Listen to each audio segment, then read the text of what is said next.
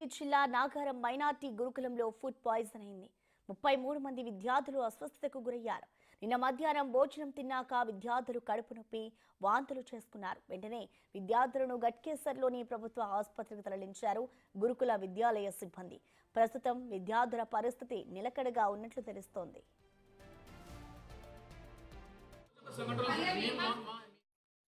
Nagaram municipality పరిధిలోని minority గురుకులంలో మొత్తం 450 మంది విద్యార్థులు చదువుకుంటున్నారు. ఎప్పటిలాగే నిన్న మధ్యాహ్నం హాస్టల్లో భోజనం చేసిన విద్యార్థులు ఒక్కసారిగా అనారోగ్యంకు పాలయ్యారు. కడుపు నొప్పి, వాంతులు చేసుకున్నారు. ఉదయం టిఫిన్లో బోండాలు తిన్నామని విద్యార్థులు చెప్తున్నారు. డాక్టర్లు కూడా బోండాలు డైజెస్ట్ కాకపోవడం వల్లే విద్యార్థులు అస్వస్థతకు గురైనట్లుగా చెప్తున్నారు. ప్రస్తుతం విద్యార్థులు కోలుకుంటున్నారని, వారి పరిస్థితి నిలకడగానే ఉందని అంటున్నారు డాక్టర్లు. ఒక ఆయిల్ కొంచెం ఎక్కువ వేసినా, కారం ఎక్కువ వేసినా కూడా ఇంట్లో 10 మందిలో ఒక 2-3కైనా కొంచెం కడుపు ఆయాసం కానీ అలాంటివి జరుగుతాయి. అలానే జరిగింది. ఇప్పుడు మేము వచ్చి కూడా ఇప్పుడు మా గవర్నమెంట్ హాస్పిటల్లో విజిట్ చేయడం జరిగింది. వాళ్ళ పేరెంట్స్తో కూడా మాట్లాడడం జరిగింది. వాళ్ళు కూడా చాలా హ్యాపీగా ఉన్నారు.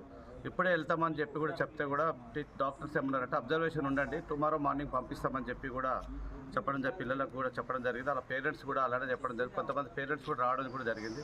అలాగే గురుకులకు సంబంధించిన ప్రిన్సిపాల్ వాళ్ళు కూడా, టీచర్స్ కూడా రావడం జరిగింది. వాళ్ళని కూడా అడిగి తెలుసుకున్నాం.